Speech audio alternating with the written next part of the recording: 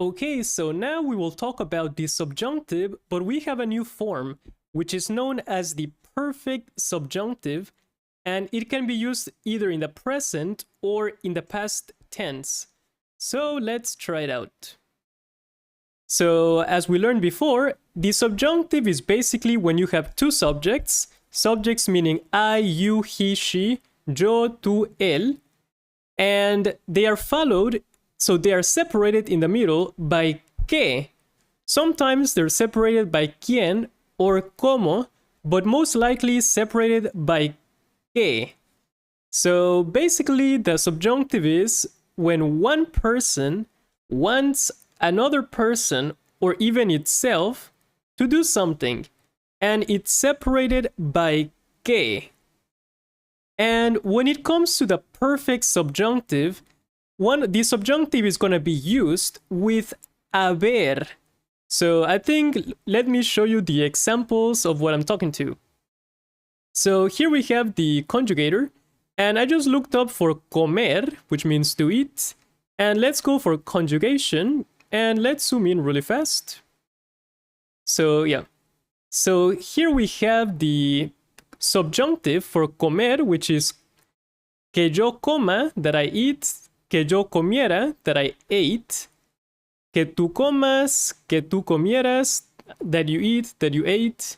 And now we have to scroll all the way down to this one, the perfect subjunctive. And here we have haya comido, which is a way of saying that I have eaten. He wants that I have eaten. Hayas comido. He wants that you have eaten. So basically is conjugating haber, which is hayas, and then comido, which is comido comes from this one. If you look at the participles, we have the past participle for comido, which is similar to saying eaten, that I have eaten, that I have played, that I have gone. So this is basically the participle we're using. We're mixing the conjugation from haber and then adding the past participle right here from comido. And let's check out haber. So here I have haber. And for this one, we have to go to the subjunctive conjugation. So this is the ones we're going to use.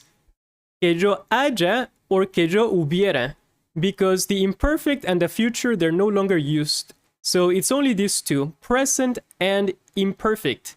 So it's like que yo haya, that I have, que yo hubiera, that I had, que tú hayas, that you have, que tú hubieras, that you had.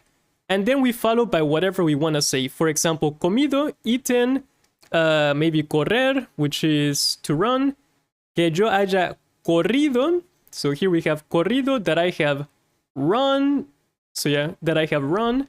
So yes, if we look down here for corrido, here we have the conjugations. Que yo haya corrido, that I have run. Que hubiera corrido, that I had run. That I have run or had run. So basically, the most important conjugation would be the subjunctive for haber. So this is basically the one you kind of have to memorize. The subjunctive form of haber. To have, basically, that I have eaten, that I have played, that I have gone there. So yes, this is basically how it works. And let's check out the examples. Let's go back to our class. Okay, let's go back to our class. And the first example. Yo dudo que haya ido a la cueva. Yo dudo que ella haya ido a la cueva. So let's break it down. I doubt, yo dudo, que ella, that she, haya ido, has gone a la cueva. I doubt that she has gone to the cave. Yo dudo que ella haya ido a la escuela. That she has gone to the cave. Ido means ir, the participle, and haya, the conjugation for haber.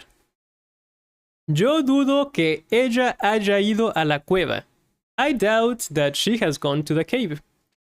And the next one. No creo que hubiera habido dos personas en el robo. No creo I doubt que hubiera, that there had been, que hubiera habido, that there had been, dos personas, two people, en el robo, in the robbery. So in this case, we have hubiera habido, and we can check out the conjugation really fast. So we have haber, and now we just have to scroll down. Que hubiera habido. I doubt that there had been, basically. Que hubiera habido. Let's see, been.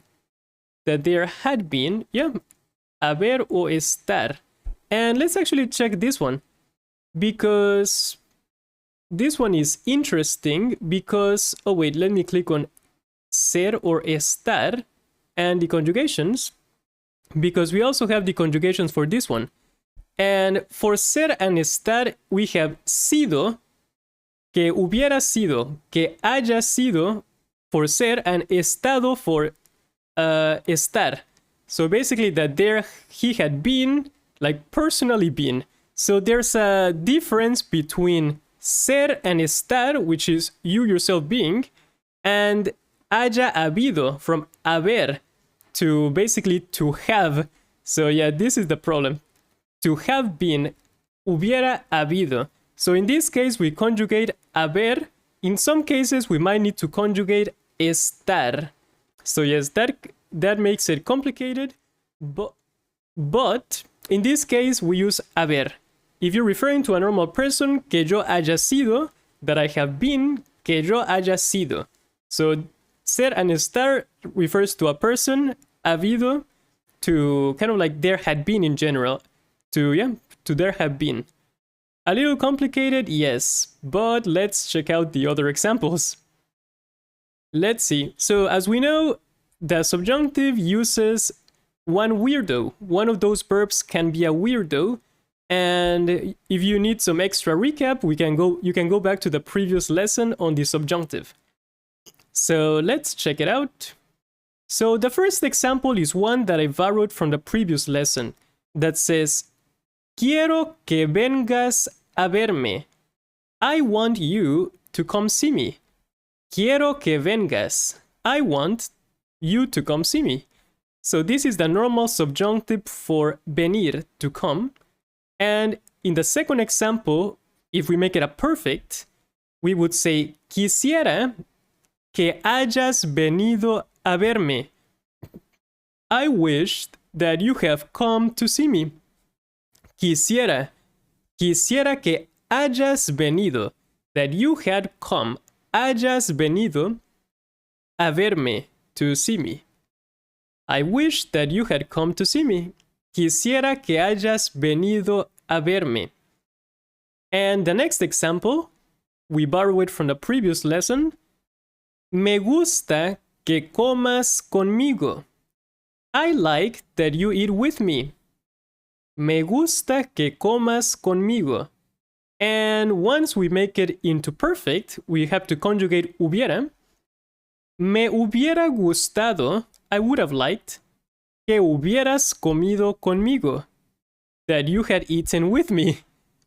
Me hubiera gustado que hubieras comido conmigo.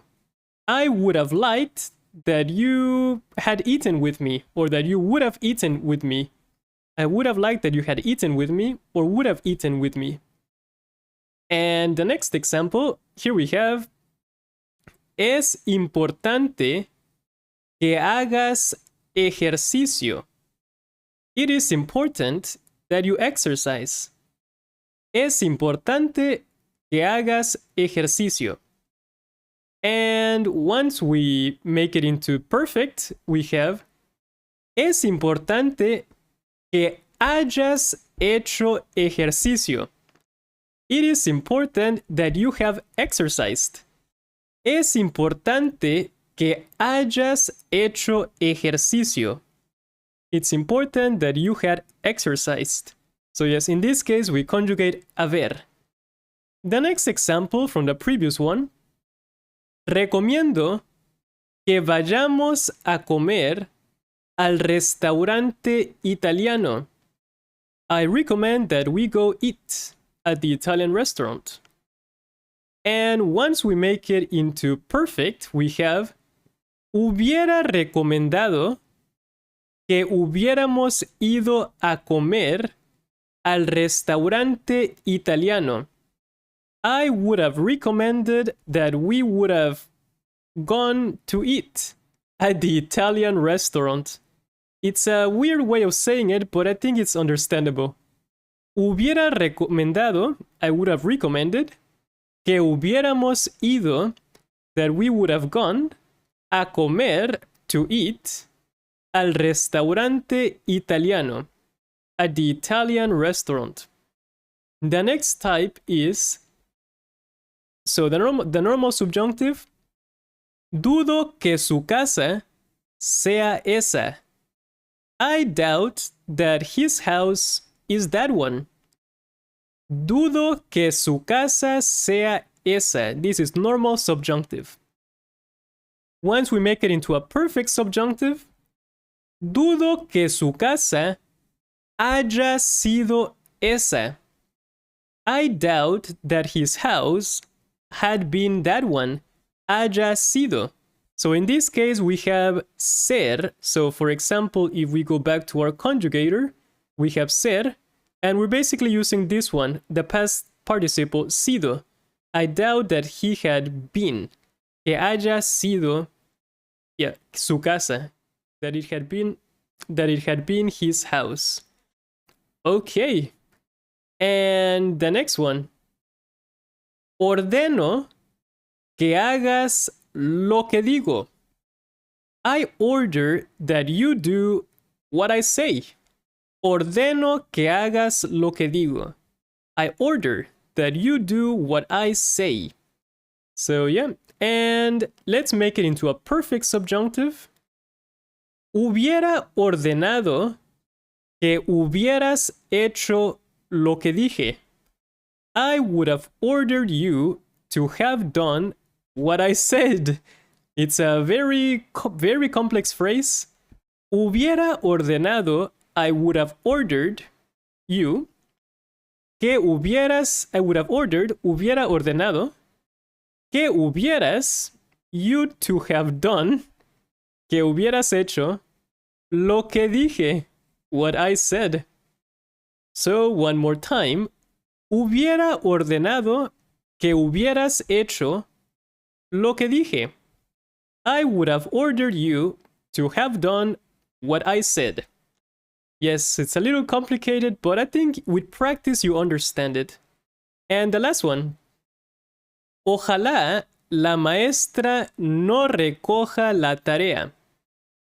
Hopefully, the teacher doesn't pick up the homework. Ojalá, which comes from Arabic, hopefully, God willing. Ojalá la maestra no recoja la tarea. And if we make it into a perfect subjunctive, we get Ojalá la maestra no haya recogido la tarea.